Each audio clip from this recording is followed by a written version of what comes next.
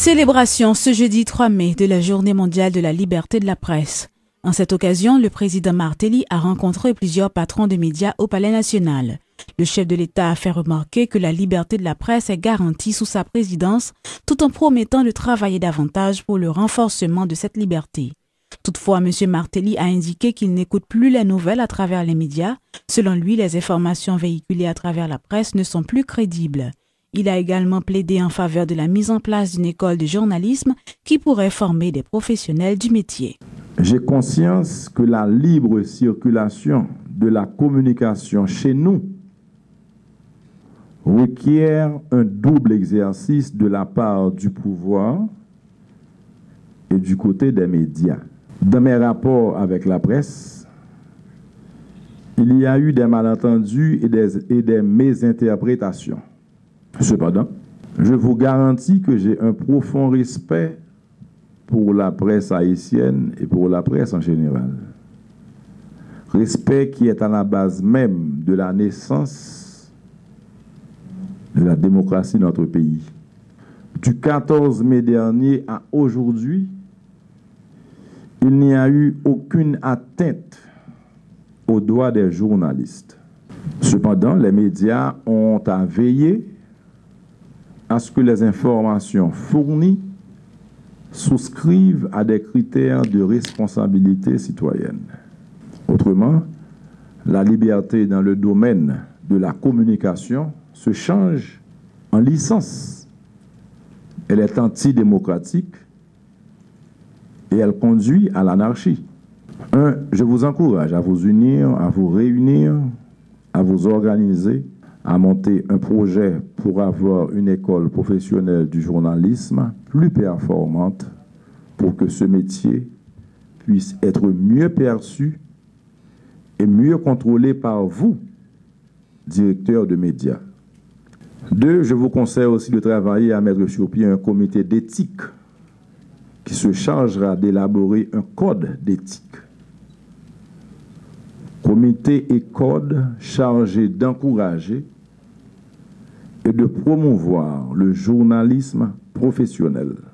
3, ce n'est qu'en faisant preuve du sens de la mesure et des responsabilités que la presse haïtienne se maintiendra à la hauteur de sa mission et se montrera digne des conquêtes qui ont jalonné son parcours.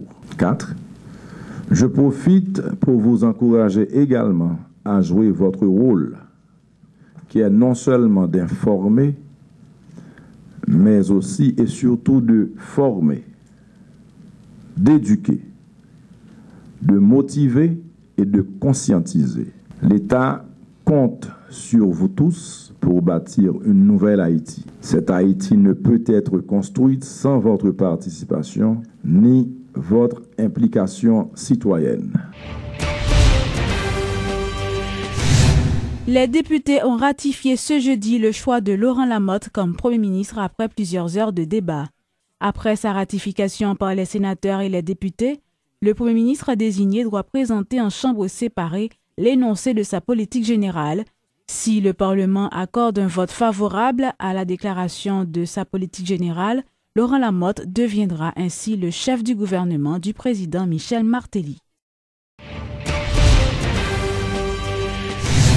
Des entrepreneurs chinois se préparent à créer une zone franche intégrée au futur parc industriel de Caracol. L'annonce a été faite par le ministre du Commerce et de l'Industrie, Wilson Lallo. Lors de cette rencontre avec la presse ce jeudi, M. Lallo a précisé que ces entrepreneurs sont actuellement en Haïti pour présenter leurs projets. Un investissement comme ça doit servir de catalyseur pour le permettre que la zone lui-même vienne développer. Et le plan d'aménagement du territoire qu'a définir justement, c'est pour qu'a définir vocation zone et puis définir des programmes d'investissement plus intégrés et plus articulés. Parce qu'il ne faut pas oublier que dans cette zone-là, dans la zone où l'aéroport a fait, nous connaissons que gagne une université qui est dans la zone, nous connaissons une route internationale qui est dans la zone, nous connaissons la Badi dans la zone, nous connaissons tout le parc historique dans la zone. Ça veut dire potentiel industriel, agricole et touristique de zone, ça, c'est des bagages qui sont extraordinaires. Zone qui a servi de locomotive pour le développement du pays. Il y a un ensemble d'habitudes que nous prenons chaque fois qu'on projet, qu'on bande de petits désordres, à cause de l'instabilité dans le pays, chaque fois, on a mené un dossier, et puis, on a des autres qui fait, nous avons ça passé avec Cité Liberté, ou ensemble de paroles, et puis nous venons occuper des espaces que nous n'avons pas besoin occuper. Parce que c'est le plus gros parc industriel qu'a fait dans le pays, mais c'est même le plus gros parc industriel de toute la région Caraïbe qui a développé là. Et lui-même, il a servi de catalyseur pour aider que l'agriculture dans la zone vienne développer, parce que pour venir des marchés sérieux qui vont le développer dans la zone, non. Donc, investissement en infrastructure pour faire irrigation, pour faire drainage, etc., il sera possible. Mais apprendre, par exemple, que Pigo projet d'aménagement du littoral de Caracol et protéger tous les mangroves dans Caracol, c'est grâce à ce projet ça qu'il a fait. Bon, c'est vrai qu'il y a des préoccupations qui sont exprimées sur qualité de l'eau qui a déversé dans le Napio, mais nous allons voir qu'il y a des investissements très sérieux qui sont faits pour que de l'eau sortie, même dans l'usine, lit de meilleure qualité que de l'eau qui entre dans l'usine. Par rapport à ça, il y a nous comme information et comme dossier technique qui montait, et c'est ça le projet. Signature ce jeudi d'un accord entre le ministère de l'Agriculture et l'Institut interaméricain de coopération pour l'agriculture pour l'exécution d'un projet de renforcement de la quarantaine internationale. Selon le ministre de l'Agriculture, Hébert Docteur, ce projet va renforcer la sanitation dans les ports et les aéroports du pays. Ce projet est financé par la USAID à hauteur de 2 millions de dollars. Son projet similaire a été signé le mois passé entre la République dominicaine et l'ICA et en présence de l'USAID qui finançait le même projet Salotboa. Et ça permet que nous contrôler tout manger qui a entré dans le pays, tout produit agricole qui a entré dans le pays. Et ça permet tout, ça qui est important, que nous-mêmes nous capons exporter sur l'autre marché. Le marché américain, c'est un marché qui est très exigeant. Si vous ne pas respecter les normes, vous ne pouvez pas exporter sur le marché. Ça permet que nous-mêmes nous développer et nous maîtriser toute information qui va permettre que les produits que nous arrivons à exporter sur le marché américain ou sur l'autre marché dans la zone, ils répondent à besoins, à exigences et marché ça. C'est-à-dire, grâce à ce projet, nous allons mettre des nouvelles structures en place. Nous avons déjà une structure en place dans l'aéroport, mais nous allons le renforcer. Nous allons le former cardio et puis nous allons permettre que nous ayons plus d'informations que nous avons besoin parce que faire l'information circuler, que l'autre pays connaît ça fait dans le pays, et ça va permettre que vraiment que le système de quarantaine que nous gagnons arrive à un niveau international. L'haïtiano-américain Rudy Moïse, candidat au Congrès des États-Unis, invite ses compatriotes à voter en sa faveur lors des prochaines élections primaires qui se dérouleront en août prochain. Monsieur Moïse, qui est actuellement en Haïti dans le cadre d'une levée de fonds, se dit très confiant en ce qui a trait à ses chances de remporter ces élections.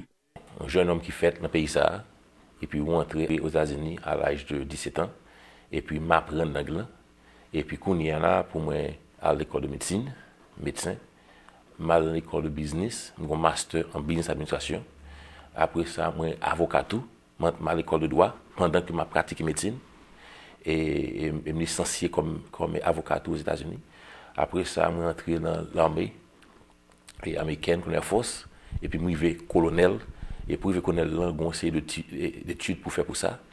Et donc, mon cher, je pense que la qualification là, nous avons fait une grosse différence. Et au Congrès des États-Unis, nous avons représenté la communauté et Miami, sud Floride. Et je suis un businessman et je emploie presque 400 personnes dans plusieurs business que je gagne. Donc, je comprends que ça a lié pour créer des jobs dans le district là. Et médecin tout, j'ai une étude qui a été faite, ça a gagné peut-être 2 ans, qui montre que le district, ça, il y a au district 17, mais ne pas changer district 24, c'est un district qui est plus pauvre qui gagne aux États-Unis. Mes amis, pour que ça ne district pas nous, c'est l'équipe plus pauvre. Et qui, en pile, il y a un problème pour que le docteur n'ait pas d'assurance pour que le médecin. Donc, et puis, en pile, l'éducation, les gens est affectée parce que l'école n'a pas d'équipement, pas de professeur qui est qualifié, qui a fait ça. Donc, pour ça, c'est un district pas nous, et il y a un congressman, des députés qui étaient là déjà. Donc, je pense qu'avec toute qualification que nous avons, pour nous mettre mal à la patte, nous avons fait une série de changements pour améliorer les conditions dans le district là, Miami. Si tout Haïtien sorti, c'est bon. Mais il faut que nous encouragions. C'est ça que là, je dis là, pour encourager tout Haïtien ici, pour dire familles qui en Floride, dans le district là, aller voter Dr. Moïse le 14 août. Même qu'on connaît que le peuple haïtien, nous connaissons que le pral sorti en force et avec aide, toute famille qui va ici là, qui parle encourager à voter tout. Le représentant spécial du secrétaire général des Nations Unies en Haïti, M. Mariano Fernandez Amunategui, accompagné des autorités locales, a visité ce jeudi le site des travaux d'aménagement du bassin versant du Morne l'Hôpital sur Plombant, Port-au-Prince et ses environs. Ce projet, financé par la section en réduction de la violence communautaire de la MINUSTAH à plus de 178 000 $, prendra fin en juin 2012. Je pense qu'il s'agit d'un projet très intéressant. C'est bien que l'opinion publique s'informe parce qu'il y a un projet, avant tout, qui donne d'emploi. Il y a dans cette ravine travaillant plus de 250 personnes et dans des autres, il y a presque 1000 personnes aujourd'hui travaillant d'ici dans un pays qui a des problèmes de chômage. Je crois que c'est très important. La deuxième question, c'est qu'on améliore les conditions dans la session cyclonique ou dans la session pluvieuse de couler les eaux jusqu'à la ville, évitant des inondations nécessaires. La troisième chose, on habilite le terrain pour l'agriculture, parce que comme on arrête la chute de l'eau, on peut planter quelque chose en plus. Un problème très sérieux qu'il y a en Haïti, on infiltre l'eau, parce que d'habitude l'eau coule jusqu'à la mer, et ici, là, on filtre et ça protège les nappes souterraines et pour vous donner de l'eau potable de façon beaucoup plus bien faite. Alors, il s'agit d'un projet avec multiples propos et je suis très heureux et orgueilleux de que la MINUSTAH fait un travail pour dire de bénéfices clairs pour la population ici. Nous venons là pour nous supporter le travail. C'est un travail qui commence depuis longtemps, 27 ravines, des seuils pour protéger zone 9. Il ne faut pas oublier que Morne l'Hôpital, c'est une zone une zone d'utilité publique, une zone que vous prévoit, c'est pour mon Port-au-Prince. Vous prévoit que le pas de une construction qui bâtit sous lui, il bâtit. Donc, il n'y a pas de couper pied bois, tout pied bois coupé. Donc, la connaissance, c'est un travail pour nous, si nous avons terre et si nous avons toute quantité de l'eau qui a coulé dans la période cyclonique. Donc, là, moi, je viens corriger toute organisation dans la zone qui a travail. Et puis, nous venons remercier également le MINUSTAH qui nous ont appui technique et financier dans le travail qui a fait là. Pour nous-mêmes dans la mairie, c'est pas seulement le travail ça qui peut le faire, il y a l'autre travail qui peut le faire encore. Côté on travaille, comme nous te dit, on travaille de sensibilisation qui mérite fait. Pas seulement avec Mounio qui est en bas, qui a construit dans mi-temps Ravigno, mais aussi avec ces belles constructions que nous rencontrons sous tête Monan, une zone que nous déclarée non édificante, ça veut dire que qui pas de droit construire sous lui. Donc, travail sensibilisation, ça, on a continué à faire. Peut-être que reste monde qui était là, pas aucun cas qui construit sous lui encore, de manière à ce que Port-au-Prince capable de respirer lui-même.